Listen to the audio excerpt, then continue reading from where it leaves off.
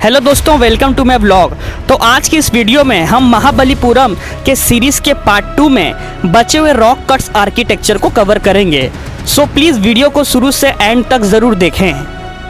अब हम चलते हैं कृष्णा मंडपम की तरफ। महाबलीपुरम की यात्रा में कृष्णा मंडपम भी काफी देखने लायक है। यहाँ भगवान श्री कृष्ण से जुड़ा एक प्रसिद्ध दृश्य देखने को मिलता है, जिसमें भगवान श्री कृष्ण के गोवर्धन पर्वत उठाने की कथा को दर्शाया गया है। लेकिन इस कल्चर ने इसे केवल एक धार्मिक घटना की तरह प्रस्तुत नहीं किया। आसपास ग्रामीण जीवन, पशुओं और लोगों की गतिविधियों के दृश्य इसे और भी रोचक बना देते हैं। इसलिए इसे देखते समय केवल भगवान श्री कृष्ण की सेंट्रल फिगर पर ध्यान मत दीजिए, आसपास मौजूद छोटी छोटी फिगर्स को भी देखिए, क्योंकि असली कहानी कई बार उन्हीं छोटी डिटेल्स में छिपी हुई होती हैं। फ्रेंड्स, जरा इस स्कल्पचर को ध्यान से देखिए। यहाँ पर भगवान श्री कृष्ण को गौतम बुद्ध के रूप में दिखाया गया है, जो गाय से दूध निकाल रहे हैं। हे फ्रेंड्स, आप जो मेरे बैक में केव टेम्पल देख सकते हैं, ये एक unfinished rock cut cave temple है नॉर्थ ऑफ कृष्णा मंडप का। ये पल्लव डायनेस्टी के द्वारा बनाया गया सबसे लार्जेस्ट केव टेम्पल में से एक है।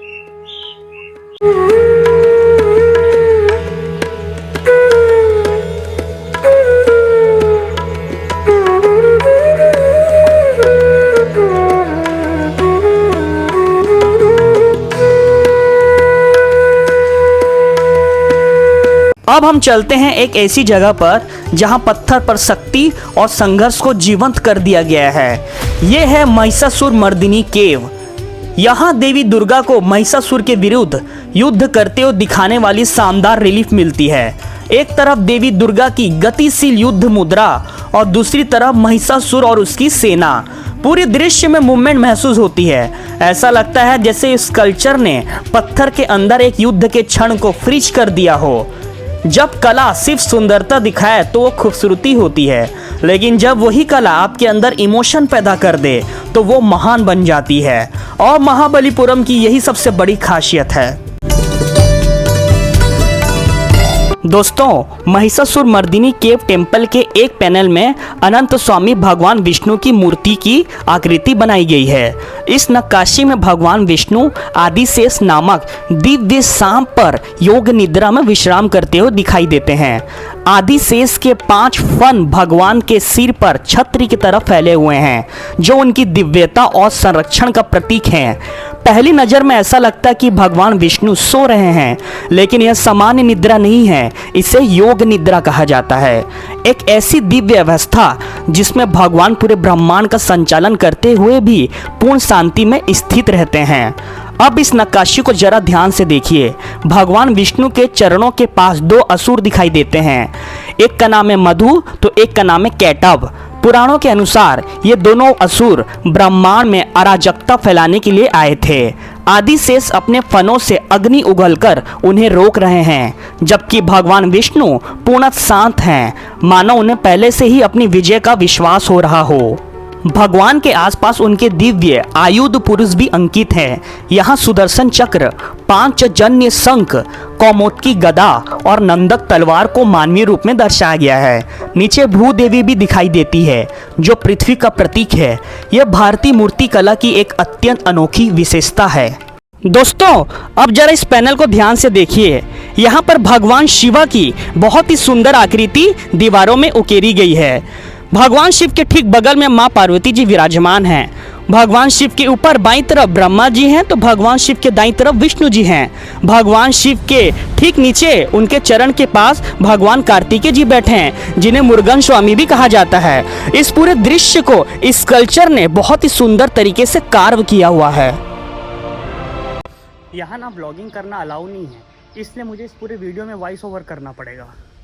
महाबलीपुरम में कई रॉक कट टेम्पल्स भी हैं, जो पल्लव काल की कला को समझने के लिए बेहद महत्वपूर्ण हैं। यहाँ की चट्टानों को अंदर की ओर काटकर मंडप और धार्मिक दृश्य बनाए गए हैं। इनमें से एक प्रसिद्ध उदाहरण है वराह केव टेम्पल, जहाँ भगवान विष्णु के वराह अवतार से जुड़ी एक शानदार रिलीफ स्कल्पचर देखने को मिलती है। वराह अवतार में भगवान विष्णु ने भूदेवी को हिरण्याक्ष के चंगुल से बचाते हुए दर्शाए गए हैं।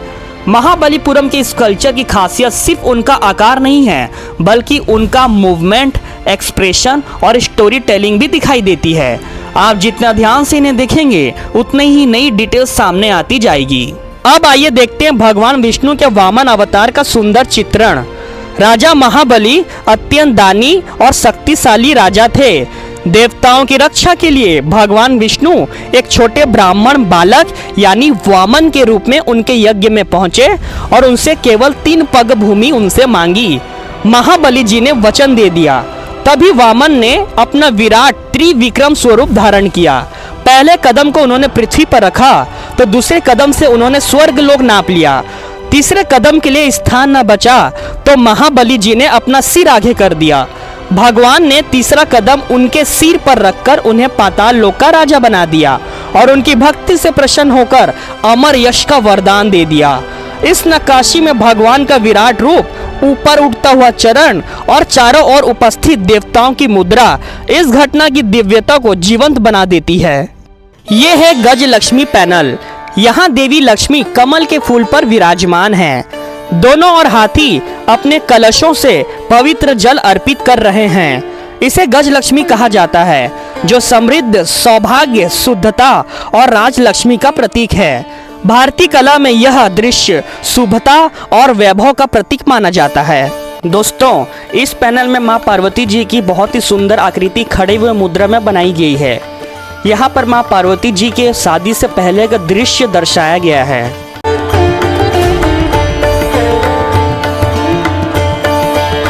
अब जरा इस पैनल को देखते हैं। इस पैनल का जो सबसे पहला केव है वो भगवान ब्रह्मा जी को समर्पित है, जिनके चारों तरफ कुछ डेवोटीज और अटेंडेंट्स उनकी पूजा कर रहे हैं। अब इस पैनल के दूसरे केव को देखते हैं। इस केव में भगवान शिव की आकृति बनाई गई है, जिनके सामने एक बहुत ही प्यारा सा ब्लैक कलर का शिवलिंग बनाया गया है। अभी इस पैनल के तीसरे केव की तरफ चलते हैं। इस केव में भगवान विष्णु की मूर्ति बनाई गई है, जिनके चारों तरफ कुछ अटेंडेंट्स और डेवोटीज उनकी पूजा करते हुए नजर आ रहे हैं। दोस्तों, अब मेरे सामने महाबलीपुरम की सबसे जीवंत और भावनात्मक शिल्प कृतियों में से एक है। पहली नज़र में यह सिर्फ हाथियों का एक समूह लगता है, लेकिन वास्तव में यह प्रकृति की एक पूरी कहानी है, जिसे पल्लव शिल्पकारों ने लगभग 1300 साल पहले एक ही ग्रेनाइट चट्टान पर उकेरा था। सबसे पहले इस विशाल हाथी को देखिए। इसकी शांत चाल, झुकी हुई सूंड और विशाल शरीर शक्ति के साथ साथ करुणा का भी प्रतीक है। इसके पीछे दूसरा हाथी दिखाई देता है और नीचे एक नन्हा सा हाथी अपनी माँ की सुरक्षा में खड़ा है। यह दृश्य हमें परिवार, मातृत्व और संरक्षण का संदेश देता है। अब ऊपर उस खूबसूरत मोर को देखिए। भारतीय संस्कृति में मोर सुंदरता, समृद्धि और प्रकृति की शोभा का प्रतीक माना जाता है। कलाकार ने इसे ऊपर बैठाकर यह दिखाया है कि इस जंगल में केवल बड़े जीव ही नहीं, बल्कि हर प्राणी का अपना एक महत्व होता है। और अब लेफ्ट की तरफ इस छोटे से बंदर को देखिए। यह मानव चुपचाप पूरे दृश्य को देख रहा है। इसकी उपस्थिति इस शिल्प में जीवन का एहसास भर देती है। ऐसा लगता है जैसे यह कोई स्थिर मूर्ति नहीं, बल्कि जंगल का एक वास्तविक क्षण पत्थर में हमेशा के लिए कैद कर दिया गया हो।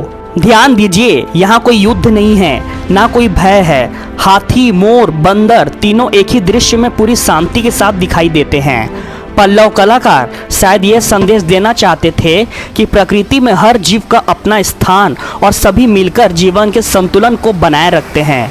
यही कारण है कि यह नक्काशी केवल कला का उत्कृष्ट नमूना नहीं, बल्कि प्रकृति, परिवार, को एग्जिस्टेंस का एक कालातीत संदेश भी है। तो थैंक यू सो मच दोस्तों, इस वीडियो को एंड तक देखने के लिए।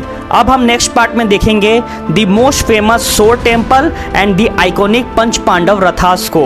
सो प्लीज़ महाबलीपुरम के पार्ट 3 को देखना बिल्कुल भी ना भूलें। Thank you so much, good bye.